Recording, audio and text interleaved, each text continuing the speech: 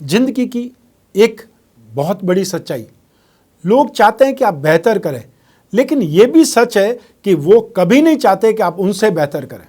नमस्कार, मैं हूं कमल श्रीमाली। आप सभी का स्वागत करता हूं आपके अपने चैनल में और हमारे जीवन को सबसे अधिक प्रभावित करने वाले बृहस्पति देव के कुंभ राशि में वक्री हो जाने के इस गोचर एपिसोड में। यह एपिसोड आपकी राशि, नाम राशि अर्थात मून साइन पर आधारित है और इस एपिसोड में हम सिंह राशि पर बृहस्पति के वक्री गोचर का जो असर है उसके बारे में ही विश्लेषण करेंगे और किसी ग्रह के बारे में हम कोई भी विश्लेषण इसमें ज्वाइन नहीं कर रहे। क्या आप धर्म, अर्थ, काम और मोक्ष यह 4 प्रकार के पुरुषार्थ प्राप्त करना चाहते हैं? यदि हाँ, तो यह एपिसोड आपको राह दिखा सकता है। कैसी विचित्र स्थिति है कि शुक्र दैत्य गुरु है और बृहस्पति देव गुरु है। इनमें शुक्र संपत्ति का भोग व बृहस्पति धन प्राप्ति के कारक हैं, लेकिन है दोनों परस्पर शत्रु। दोनों की श्रेष्ठता हो तभी व्यक्ति पैसा कमा करके उसका उपभोग कर सकता है, संग्रह कर सकता है। जन्म कुंडली में इन दोनों ग्रहों अर्थात बृहस्पति और शुक्र का सूर्य और चंद्रमा से अच्छा संबंध हो या इन पर दृष्टि हो तो व्यक्ति जीवन में पर्याप्त मात्रा में धन संपत्ति संग्रह कर सकता है। और इसी कारण से शुक्र चंद्रमा का संबंध लॉटरी योग बनाता है तो बृहस्पति और चंद्रमा का संबंध गज केसरी योग बनाता है। बृहस्पति फर्स्ट, फिफ्थ, 9th और 10th भावों के अर्थात 4 भावों के कारक ग्रह। इन 4 भावों में स्थित बृहस्पति व्यक्ति को धर्म, अर्थ, काम और मोक्ष यह 4 प्रकार के पुरुषार्थ प्रदान करते हैं। एजुकेशन, मैरिड, संतान, धर्म, धन और परोपकार। जीवन के इन महत्वपूर्ण विषयों पर, सेक्टर्स पर बृहस्पति देव का अधिकार है। इन पक्षों से संतुष्ट व्यक्ति निसंदेह भाग्यशाली माना जाता है, भाग्यशाली होता है। बृहस्पति के कुंभ राशि में वक्री होने से, जो कि 20 जून 2021 को होने वाले हैं, मिथुन राशि को पंचम दृष्टि से, सिंह राशि को सप्तम दृष्टि से और अपनी 9वीं दृष्टि से तुला राशि को दृष्टिपात करेंगे। और बृहस्पति देव जहां जहां पर भी दृष्टिपात करते हैं वहां वहां अपना शुभ प्रभाव दिखलाते हैं और वक्री बृहस्पति तो और ज्यादा शुभ, अति शुभ माने जाते हैं। 20 जून 2021 को बृहस्पति वक्री हो जाएंगे, कुंभ राशि में चलते चलते वक्री हो जाएंगे तथा 18 अक्टूबर तक वक्री ही रहेंगे। और वक्री चाल से वापस चलते हुए बृहस्पति 14 सितंबर 2021 को तीसरी बार मकर राशि में पुनः प्रवेश कर जाएंगे। बृहस्पति के इस वक्र गति परिवर्तन का प्रभाव सभी राशियों पर होगा। तो आइए इस राशिफल के माध्यम से डालते हैं उन सभी प्रभावों पर एक नजर। और इस राशिफल में मैं बृहस्पति का जिस भाव में स्थित है, जिस भाव में अर्थात कुंभ राशि में बृहस्पति वक्री हो रहे हैं उसका प्रभाव, और साथ ही साथ बृहस्पति की जो 5वीं, 7वीं और 9वीं दृष्टि है उसका इम्पैक्ट भी आपकी राशि पर क्या पड़ने वाला है, इन सभी के बारे में बात करूंगा, इन सभी का विश्लेषण करूंगा। तो आइए आरंभ करते हैं। आपकी सिंह राशि से सप्तम भाव में गोचरवश बृहस्पति वक्री हो रहे हैं। बृहस्पति के इस गति परिवर्तन से लाभ भाव, आपकी राशि और पराक्रम भाव प्रभावित होंगे। वक्री बृहस्पति के इस गोचर में शिक्षा और संतान सुख की स्थितियां सुधरेंगी। इस समय दाम्पत्य सुख में और भी स्नेह, अपनत्व और समर्पण मिलेगा।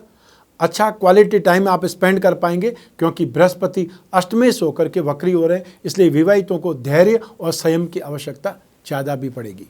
समझने का प्रयास करेंगे क्योंकि बृहस्पति विवाह के कारक ग्रह हैं, अतः इस समय काल के दौरान अविवाहितों के विवाह संबंध तय हो सकते हैं अथवा स्नेह बंधन या मित्रता गहरी हो सकती है। आइए अब बात करते हैं बृहस्पति के दृष्टिफल की। बृहस्पति की 2 भावों पर विशेष दृष्टि है, एक पंचम भाव और एक 9वां भाव, जहाँ भी बृहस्पति स्थित होते हैं, और सप्तम भाव पर तो हर ग्रह देखता ही है।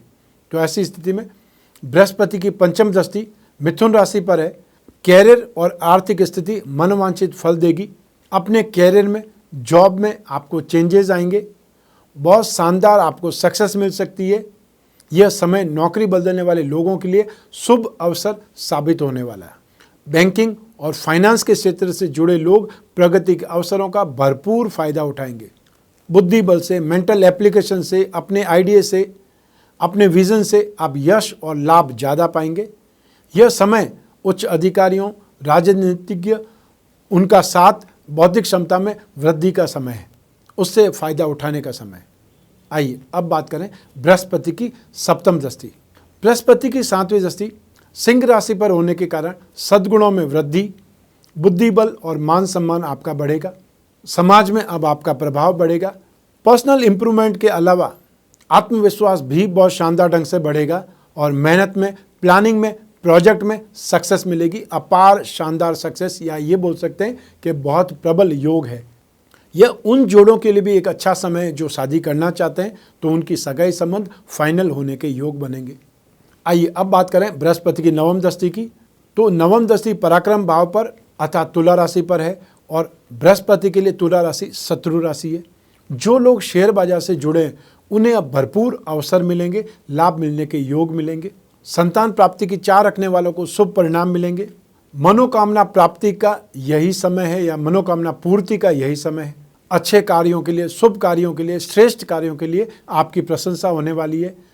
और जो गृह लक्ष्मियाँ हैं, हाउसवाइफ्स हैं, उनके लिए समय राहत का है। वे अब अपने परिवार के साथ में, परिवार के सदस्यों के साथ में अच्छा एडजस्टमेंट, अच्छा सामंजस्य बिठा पाएंगी। तो ये था बृहस्पति का राशिफल आपकी राशि पर। और आइए अब बात करते हैं उपायों की। अगर आप बृहस्पति के दुष्प्रभाव से पीड़ित हैं तो अब मैं जो आपको उपाय बताने जा रहा हूं वो आपको अवश्य ही करने चाहिए। सबसे पहले आप दशावतार विष्णु कवच या लक्ष्मी नारायण कवच का पाठ कर सकते हैं, और या फिर यदि आप पाठ पूजा में समय नहीं दे पाते हैं तो इन कवच को धारण कर सकते हैं। और यदि आपको ये कवच धारण करने हैं तो फिर स्क्रीन पर जो नंबर दिए हुए हैं उस पर संपर्क करना पड़ेगा, क्योंकि जब जब विशेष मुहूर्त होंगे, जब जब विशेष पर्व होंगे, तब हम कवच का निर्माण करते हैं आपके लिए। तो आपको जो भी सूचनाएं हमको चाहिए वो आपको सूचनाएं देनी होगी, तब आपके लिए कवच बनेगा और वो कवच सिर्फ आपको ही काम करेगा। दूसरा उपाय, आप पुखराज पहने या फिर आप पुखराज की जगह पे उपरत्न सुनेला पहन सकते हैं। बृहस्पति जो ग्रह उसके यंत्र की अंगूठी बना करके धारण कर सकते हैं, या जो पेंडल पहनना चाहते हैं वो बृहस्पति ग्रह के यंत्र के साथ में पुखराज या सुनेला जो भी सामर्थ्य है उसके अनुसार जड़वा करके धारण कर सकते हैं। बृहस्पतिवार को ये पेंडल या अंगूठी पहननी चाहिए और बृहस्पतिवार को सूर्योदय से 1 घंटे के अंदर अंदर। बृहस्पति ग्रह का पिरामिड या नवग्रह पिरामिड जहां आप सोते हैं वहां साइड टेबल पर या अपने बेडरूम में रखना चाहिए, जिससे माइंड, बॉडी और सोल पर नेगेटिव इम्पैक्ट नहीं हो और ये सारी चीज़ें ट्यून अप रहे। पारद विष्णु प्रतिमा पर या पारद विष्णु प्रतिमा घर की पूजा में स्थापित करके नित्य उस पर अभिषेक करना है।